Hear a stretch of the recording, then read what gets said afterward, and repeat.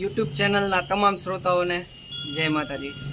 હા, દર વખતે નવો વિષય, નવો ઉત્સવ, નવો ઉત્સાહ, નવી સફર। હા, આજે એક નવા સફર ઉપર જઈ રહ્યા છીએ। આપણી સાથે આજે ખૂબ જ પોઝિટિવ વ્યક્તિ જોડાવાના છે। આગળ જોતા રહેજો। પોઝિટિવ વ્યક્તિને અમે હુલામણા નામથી આફ્રિકાવાળા ભાઈ એમ કહીને બોલાવીએ છીએ। તો ચાલો આપણે સાથે મળીને નિહાળીએ આ યુવાનોના પ્રિય વ્યક્તિને અને નવી સફર ઉપર સૌ સાથે જોડાયેલા રહેજો। આજે ખૂબ અગત્યનું સુરતની નજીકનું કોઈ સ્થળ એ વ્યક્તિ આપણને બતાવવાના છે। ચાલો જોઈએ। ઓકે મિત્રો, હવે આવી ગયા છીએ નવી સફર ઉપર અને હા, આપણી સાથે જે પોઝિટિવ વ્યક્તિ જોડાવાના હતા તે પણ આવી ગયા છે। બોલો દિલીપભાઈ, કેમ છે? જય ગોપાલ। જય ગોપાલ, જય ગોપાલ। આજે નવું હિલ સ્ટેશન કોઈ બતાવવાના હતા સુરતના નજીક, કોઈ એના વિશે વાત? તો બણદા આપણે જઈએ અત્યારે હિલ સ્ટેશન પર।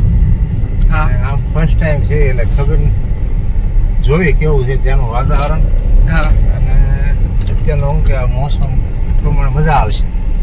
હા, અને બાકી તો ત્યાં આનંદ કરી પછી હા ખ્યાલ આવશે કેવું વાતાવરણ છે, કેવી જગ્યા છે અને આગળની માહિતી આપણે આગળ જોઈએ।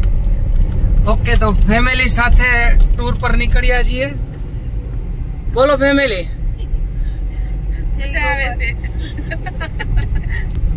જેમ દિલીપભાઈએ કીધું તેમ કે આજે નવું સ્થળ જોવા મળશે અને ત્યાંની પ્રકૃતિનો આનંદ આપણે લેવાનો છે। ગલતેશ્વર મહાદેવ તથા તાપી માતાના ચરણોમાં વંદન કરી આગળ વધીએ। અને હા, કહેવાય છે ને, સફરની કિંમત નથી, કિંમત તો મનગમતા વિસામાની છે। બસ આ જ વિસામા તરફ આગળ વધીએ। ગલતેશ્વર મંદિર બ્રિજ પાર કરતા જમણી બાજુ વળતા સીધા રસ્તે ચાલ્યા જવાનું છે।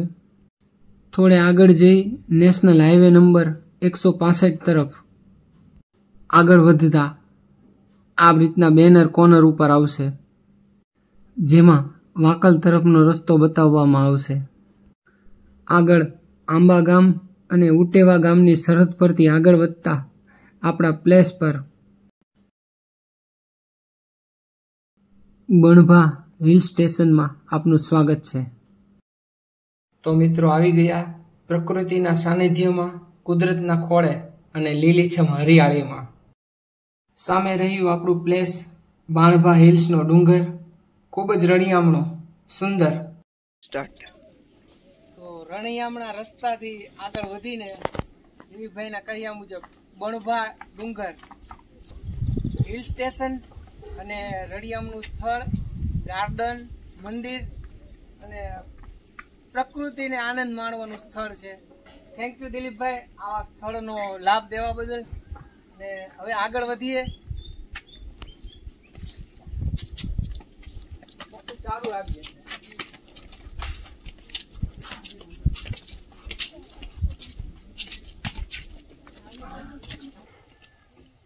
બેન, તો આગળ વયા ગયા।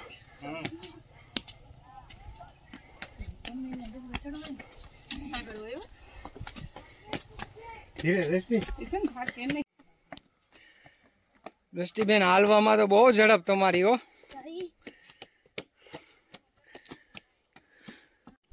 બણભા હિલમાં 380 દાદર છે અને અમે અત્યારે અડધે પહોંચી ગયા છીએ।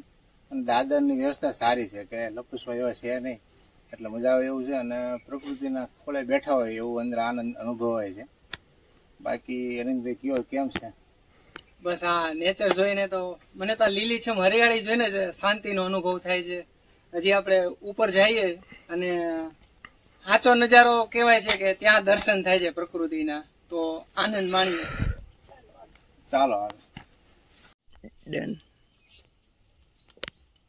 બાણભા હિલ સ્ટેશનમાં આગળ જતા કચરાના ઢગલા દેખાણા, પ્લાસ્ટિકના ઢગલા દેખાણા। આ પ્રકૃતિ પ્રેમી હિલ સ્ટેશનના દર્શને આ દાદાના સાનિધ્યમાં આવે છે તેને એક નિવેદન છે પ્લાસ્ટિક છે તે વર્ષો સુધી નાશ નથી પામતું. પ્રકૃતિ પ્રેમી આ કચરાના ઢગલા કરી અને ચાલ્યા જાય છે. અહીંની વ્યવસ્થા જે અહીંયા ગ્રામજનો છે તે સંભાળે છે. એટલે નિવેદન છે, જ્યાં ત્યાં કચરું ના નાખવું. પ્લાસ્ટિક એ વર્ષો સુધી નાશ નથી પામતું તત્વ છે, એટલે જ્યાં ત્યાં કચરો ન નાખવો. Thank you. નજારો શરૂ થઈ ગયો છે.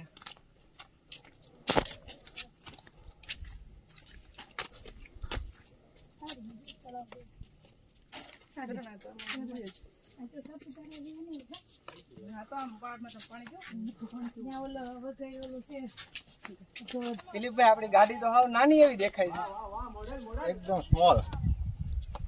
ઊંચાઈનો લગભગ કેટલા ફૂટ છે? આ 700-800 ફૂટ ઉપર થઈ જાય છે. હા, ચોક્કસપણે.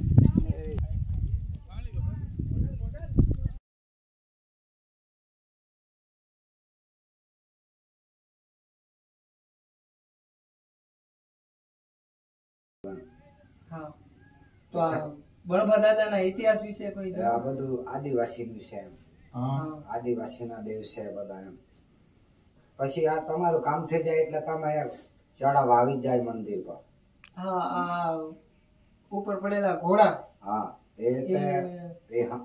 એ માનતા કરી ગયા હોય તે અહીંયા ચડાવ આવે. ચડાવ આવે. મોટા મોટા આવા સવાર લઈને ચડાવ સારું આવે એમ. હા, એ આ પ્રકૃતિના ખોળે ધાર્મિકતાનો આનંદ અને પોતાની શ્રદ્ધા પણ કઈક આ સમય અલગ કામ કરે છે. અલગ કામ કરે. અને આમ વધારે ક્યાં મહિનામાં માયતમ હોય આનું? આના દિવાળી પછી ચાલે છે બધું. દિવાળી પછી? દિવાળી પછી. હવે તો આના કરવું પડે. કેટલા વર્ષ પહેલા થઈ ગયા? આ દાદા થાપડાની ત્યાં ના છે તે બહુ જૂનું મંદિર છે. આ નીચે ગાડાવણ છે ને, આ ને મંદિર એક જ છે એમ. અને આ દાદાનું આમ શું પરચા શું હતા પેલા? અમારે કરતા મોટા મોટા પેઢી હમ વર્તાન જતા રહે એટલે આને કાયમ બનવે દાદા. એ લોકો સેવા કરતા પૂર્વજો છે, આપણે એનું પૂજન, એ આપણી રક્ષા કરે છે પેઢી દર પેઢી. હા, એટલે અમારા રટુટી ને સલાંદરાનું બેવનું લાગતું છે. જય બળદાદ. દિલીપભાઈ, આપણે તમારી આફ્રિકાની જર્ની ખૂબ સારી રહી હતી. અને ત્યાં આફ્રિકામાં વિશ્વનું સૌથી મોટું જંગલ છે અને તેના સમાંતર ભારતમાં પણ ખૂબ વિકસિત પામેલા જંગલો છે અને પ્રકૃતિ છે. પણ ત્યાંની આ જંગલ પ્રકૃતિ અને ભારતની જંગલ પ્રકૃતિમાં તમને તફાવત શું લાગે છે? તફાવતમાં તો ઘણું કહેવાય, કેમ કે આપણે ભારતની અંદર આ બધા વૃક્ષો છે, જંગલો છે, ઘણી બધી જડીબુટીઓ અહીંયા જોવા મળે. અને આપણા જે આ બધા વૃક્ષો છે, આપણે એનું પૂજન કરીએ છીએ. એમ ભગવાનના અમુક દેવતાની જેમ આપણે હમણાં આ ભાદરવી પૂનમ ગઈ તો આપણે હોટલે પાણી રેડવા જઈએ છીએ. આવી અનેક અનેક પ્રથાઓ આપણે છે અને પૂજનીય છે. ત્યાં આવું કઈ છે નહીં.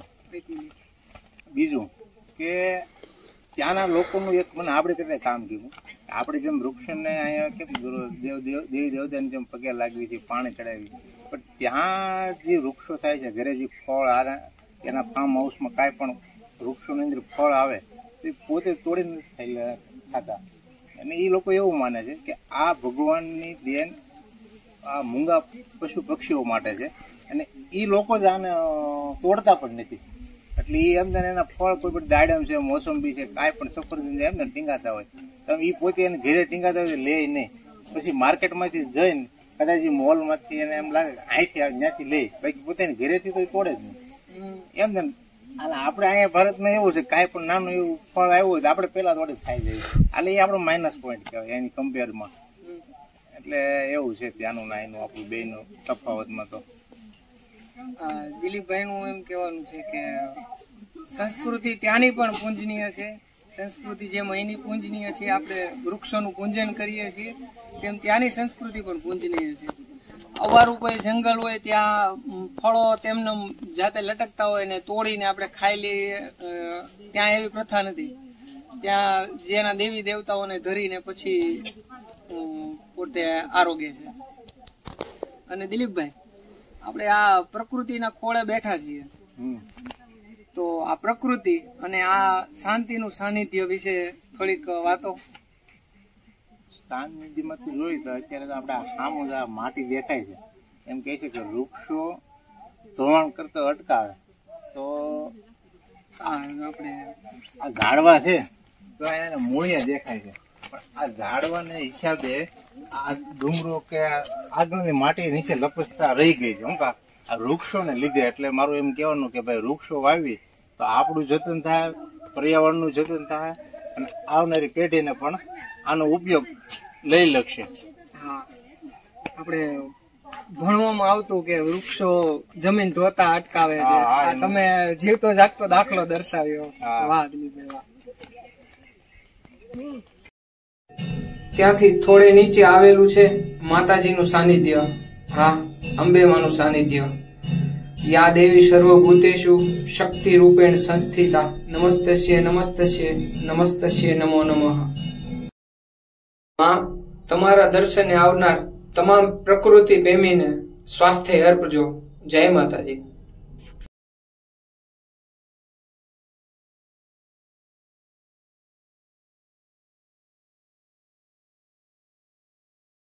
બસ પછી નીચે ઉતરીને ગાર્ડનનો લાભ લીધો. હા, શીતળ વૃક્ષોની છાયાની નીચે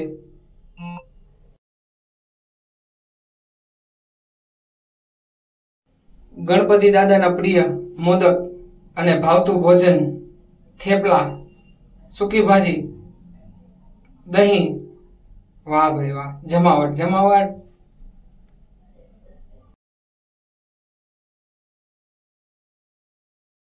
ભાવતા ભોજન પછી થોડી કસરત ભૂલી ન જાય ને.